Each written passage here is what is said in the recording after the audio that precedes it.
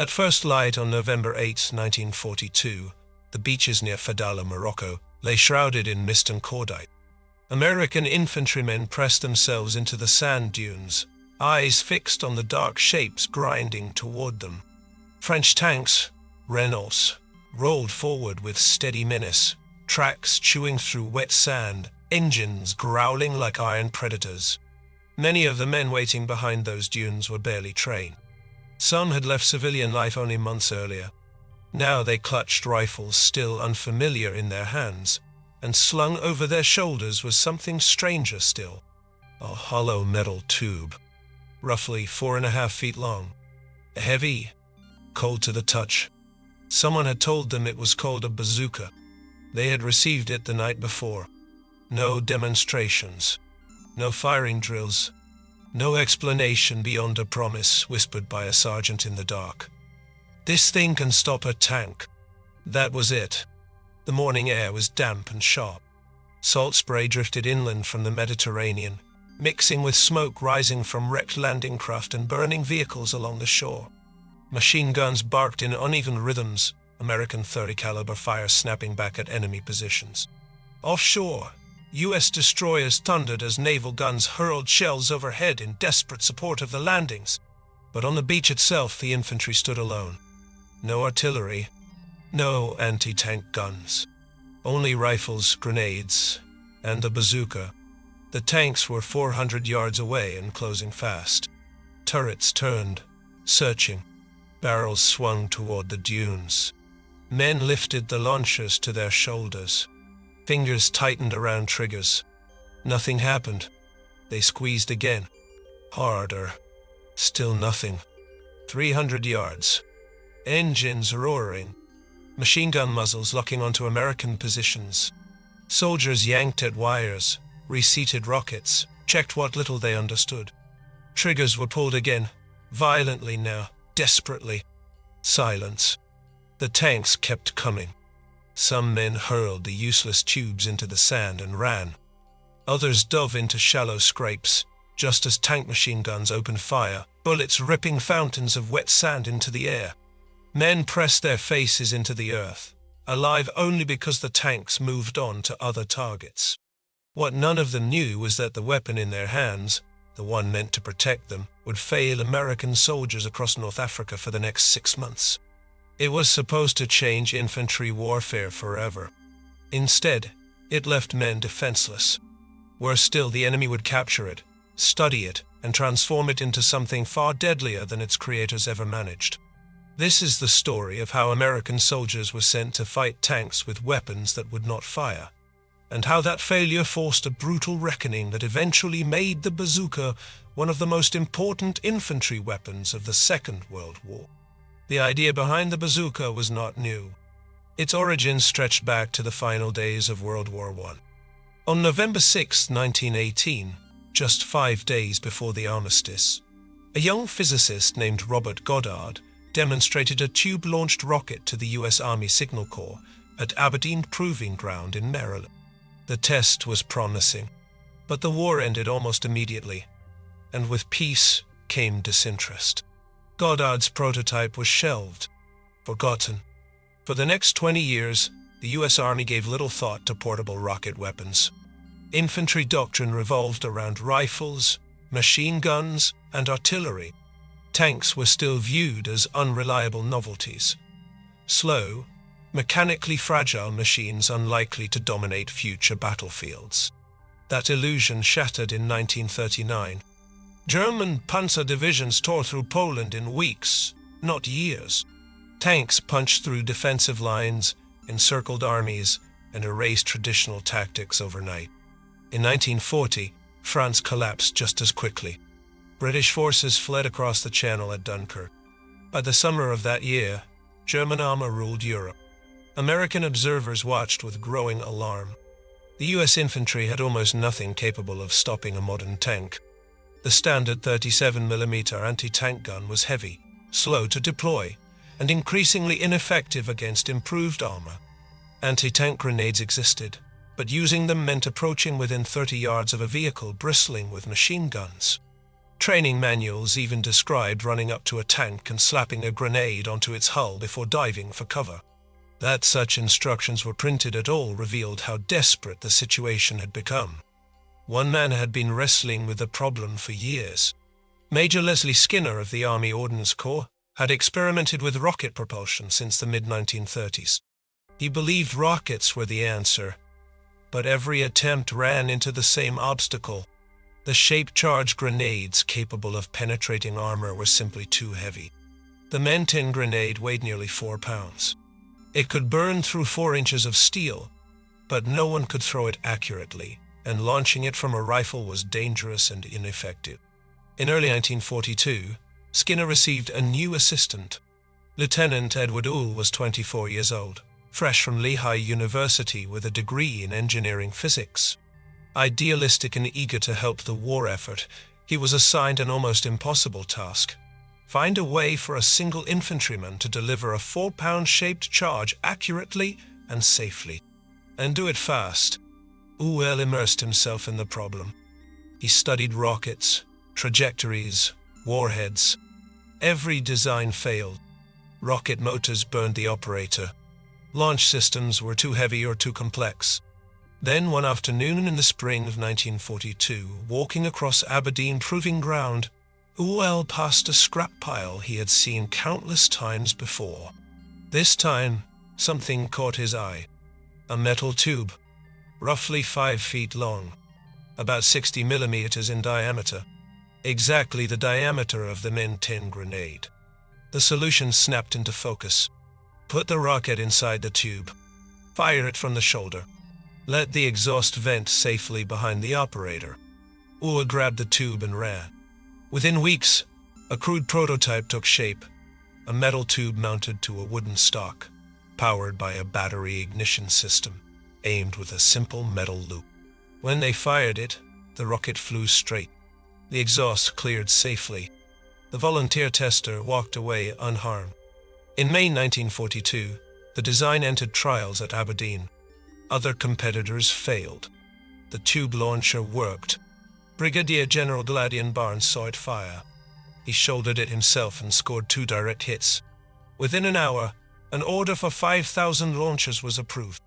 General George C. Marshall endorsed it personally. Someone joked it looked like the novelty instrument played by radio comedian Bob Burns. The name stuck. The bazooka was born. General Electric was given 30 days to produce 5,000 units. They finished with 89 minutes to spare. But speed came at a terrible cost. The first bazookas were rushed into production without proper quality control. Tube diameters varied. Steel quality suffered. Battery systems corroded. Rockets jammed or failed to ignite. In heat, pressure built until tubes ruptured. In cold, batteries died. Yet none of this was discovered before the weapons shipped. In November 1942, Operation Torch sent over 107,000 American troops into North Africa. Bazookas were loaded aboard transports. Many never test-fired. The night before the invasion, Dwight Eisenhower learned the truth. Not a single soldier had been trained to use the weapon. Hours later, the bazooka entered combat at Fedala and failed completely. No confirmed tank kills. Multiple injuries. Utter loss of confidence. By February 1943, those same forces met the German Afrika Korps at Kasserine Pass. Tanks rolled through American lines. Bazookas misfired. Rockets bounced harmlessly off Tiger armor. Tubes ruptured in soldiers' hands. Over 6,000 Americans became casualties. And among the captured equipment left behind were crates of unused bazookas, now in German hands. German engineers would soon see what the Americans had missed. When German troops overran American positions in North Africa, they did more than capture rifles and trucks. In abandoned supply depots and half-buried crates, they found something far more interesting: entire shipments of American rocket launchers that had never been fired. Bazookas still wrapped in their shipping grease, untouched and unexplored by the men who were meant to use them. German intelligence understood immediately what they were looking at. The launchers and rockets were shipped back to Germany under tight security. At Wehrmacht ordnance facilities, engineers disassembled them piece by piece. They measured the tubes, studied the wiring, cut open the warheads. What they found impressed them.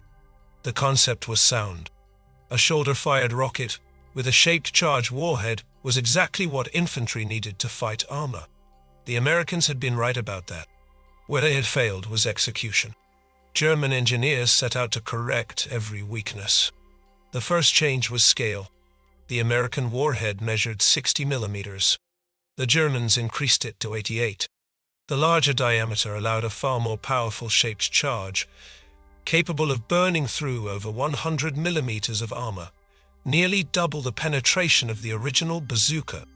Next, they eliminated the battery.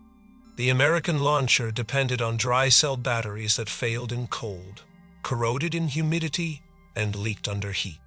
The Germans replaced the entire system with a spring-driven magneto. When the trigger was pulled, the mechanism generated its own electrical current. No batteries, no corrosion, no uncertainty. The weapon would fire in any climate. This more powerful rocket created a new hazard. The propellant continued burning after leaving the tube, blasting a jet of flame back toward the operator. The Germans solved this with a sheet metal blast shield mounted behind the sights. Crews were also issued protective gloves, ponchos, and modified gas masks with filters removed to protect against backblast. By late 1943, the weapon entered mass production. Officially designated the Raketen Panzerbuchse, soldiers quickly gave it a more honest name, the Panzerschreck. Tanked terror. The irony was brutal. The United States had invented the concept. Germany had perfected it. American soldiers who had cursed their unreliable bazookas in Tunisia would soon face a far deadlier version across Italy and France. They would discover what it felt like to be on the receiving end of a weapon that actually worked. Back in the United States, the reaction inside Army ordnance bordered on panic. Reports from North Africa were devastating. Officers visiting the front after the fighting ended could not find a single confirmed case of a tank destroyed by the M1 bazooka. Soldiers described jammed rockets, dead triggers, ruptured tubes, and complete loss of confidence. In May 1943, the Army suspended frontline distribution of the M1. Production slowed. Engineers at Aberdeen Proving Ground and Ogden Arsenal began tearing the weapon apart, analyzing every failure point. They reinforced tubes, introduced dimensional gauges to prevent rockets from sticking. Entire batches were rejected outright. The rocket itself was redesigned. The unreliable nose contact was eliminated. The pointed warhead that deflected off angled armor was replaced with a rounded, blunted nose that detonated reliably, even at low impact angles. This new round was designated the M63. The battery ignition system was condemned as a fundamental flaw. Inspired by intelligence reports of German improvements, American engineers developed their own magneto-based ignition. The new launcher, designated the Mononeon, featured reinforced construction, improved sights, and better protection for the operator. Small numbers reached the field just in time for the next test. On July 9, 1943, Allied forces invaded Sicily in Operation Husky, the first assault on Axis-controlled European territory. American paratroopers from the 82nd Airborne jumped into the darkness ahead of the landings. High winds scattered them across 60 miles of countryside. Units dissolved into isolated clusters behind enemy lines. Colonel James Gavin of the 505th Parachute Infantry Regiment landed in an olive grove with no clear sense of direction.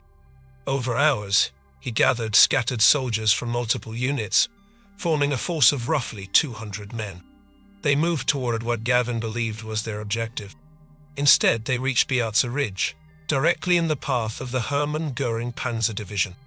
At dawn on July 10th, German tanks advanced. Tiger tanks led the attack, massive 60-ton machines bristling with 88mm guns. The German crews advanced confidently. Lightly armed paratroopers posed no real threat to frontal armor, 4 inches thick. Gavin's men had no artillery, no heavy guns. They did, however, carry a handful of the improved Marne 1 bazookas.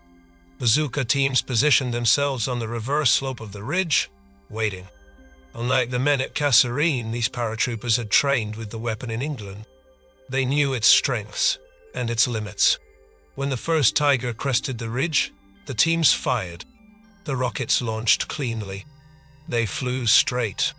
They detonated exactly as designed. The Tiger kept coming. The bazooka could burn 3 inches of steel. The Tiger carried 4. The warheads cratered the armor but failed to penetrate. Still, the difference from North Africa was profound. The rockets fired when the trigger was pulled. Throughout the day, bazooka teams damaged tracks, shattered optics, and wounded crewmen when hatches opened. German tanks were forced to button up, losing visibility and momentum. Combined with naval gunfire and hastily arrived pack howitzers, Gavin's outnumbered force held the ridge. The Hermann Göring division withdrew. Elsewhere in Sicily, the bazooka achieved its most improbable success. Near Gela, a single rocket struck a Tiger's driver vision slit, the only frontal weak point. The tank was destroyed. It was a perfect shot and extraordinary luck. It proved what the bazooka could do, and what it could not. As the campaign moved onto the Italian mainland, bazooka reliability improved, but limitations remained. At Salerno, and later at Anzio, American infantry faced prepared German defenses. Rockets fired more consistently, but multiple hits were often required to disable a single vehicle. In January 1944, Technical Sergeant Van Barfoot of the 45th Infantry Division demonstrated what skill and courage could accomplish with the improved launcher. When German Tigers advanced near Carano, Barfoot waited until the lead tank was within 75 yards. He fired at its track, immobilizing it. When the crew dismounted, he killed them with his submachine gun. The remaining tanks withdrew. It was not a kill, but it was victory. American infantry learned a critical lesson. Destroying a tank was not the only way to defeat it. Immobilize it. Blind it. Force it to withdraw. Survival depended on adaptation. Meanwhile, the Marines in the Pacific faced a different enemy and different problems. Japanese tanks were lighter and more vulnerable, but the environment was brutal. Humidity and salt air devastated battery ignition systems. Contacts corroded within days. Batteries failed in tropical heat. Rocket motors misbehaved in moisture-heavy air. Marines wrapped launchers in oilcloth, cleaned contacts obsessively, kept spare batteries warm against their bodies. Even so, failures were common. Then, in late 1944, the M9 bazooka arrived. The magneto ignition changed everything. It fired in rain, heat, and salt air. No batteries, no corrosion. On Iwo Jima in February 1945, bazooka teams used the weapon to devastating effect against bunkers and pillboxes carved into volcanic rock. Where artillery failed and grenades could not reach, bazooka rockets penetrated firing apertures and collapsed defenses. The weapon that had failed so disastrously in North Africa was finally reliable. And yet, the war was not finished teaching its lessons. By the summer of 1944, the bazooka that American soldiers carried into battle no longer resembled the weapon that had failed them on the beaches of Morocco. The concept was unchanged: a tube, a rocket, a shaped charge. But nearly every component had been rebuilt based on hard-earned experience paid for in blood. The standardized version, designated the M9, was finalized in October 1943. It incorporated every lesson learned from North Africa, Sicily, and Italy. The most important change was the ignition system. The unreliable batteries were gone. In their place was a trigger-operated magneto that generated its own electrical current. It fired in freezing cold, desert heat, tropical rain, and coastal humidity. When the trigger was pulled, the rocket ignited. Every time, the launcher itself was improved. It could be broken into 2 sections and reassembled quickly using a bayonet-style joint, a crucial feature for airborne troops. The tube length was increased, improving accuracy and ensuring the rocket motor burned out before leaving the launcher. Reinforced construction reduced ruptures. A new safety mechanism prevented accidental discharges during transport and training. The rocket was improved as well. The M63 round, with its rounded nose, detonated reliably even at shallow angles. Under ideal conditions, it could penetrate up to 4 inches of armor, still not enough for the heaviest German tanks, but vastly better than the unreliable M6 rounds of 1942. This was the bazooka that crossed the English Channel. On June 6, 1944, American infantry stormed the beaches of Normandy, carrying a weapon they finally trusted. In the Bocage countryside beyond the shore, the bazooka found its true calling. German armor operated in confined terrain, where side shots, rear shots, and ambushes were possible. Infantry learned to work in teams, coordinating fire from multiple angles to exploit vulnerabilities. The bazooka was not a tank killer in the absolute sense, but it was a tank fighter. Against Panthers and Tigers, soldiers aimed for tracks, engine compartments, vision ports, and thin side armor. Even when the rocket failed to destroy the vehicle, it could immobilize it, blind it, or force the crew to withdraw. In war, that was often enough. The weapon proved devastating against other targets. Bunkers, pillboxes, machine gun nests, fortified buildings, all fell to bazooka fire.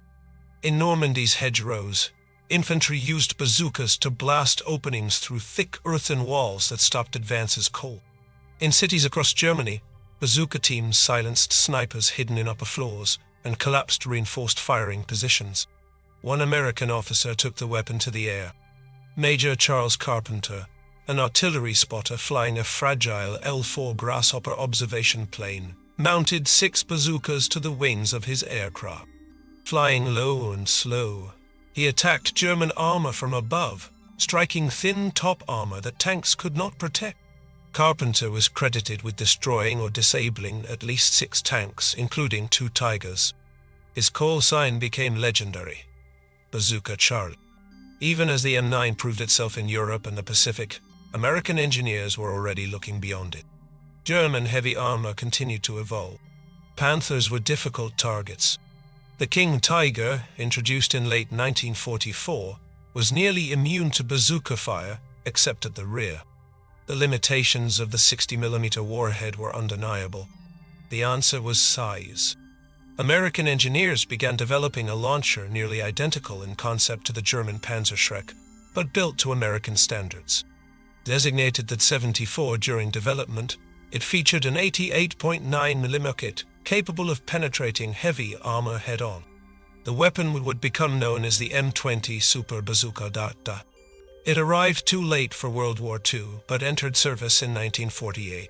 In Korea, it finally delivered what the original bazooka had promised: reliable frontal penetration against enemy tanks. The irony was complete. The Americans had been forced to copy the improvement the Germans had created by copying the original American design. Edward Uhl, the young lieutenant who had spotted a discarded metal tube in a scrap pile, watched this evolution from afar. He rose to the rank of lieutenant colonel before leaving the army in 1947. His post-war career took him into guided missile development and aerospace leadership. As president and chairman of Fairchild Industries, he oversaw production of the A-10 Thunderbolt Tsu, an aircraft designed specifically to destroy tanks. The arc of his career had come full circle. Uhl died in 2010 at the age of 92. His obituary mentioned the bazooka only briefly. Few outside military history circles remembered that one frustrated engineer's moment of insight had reshaped infantry warfare for decades.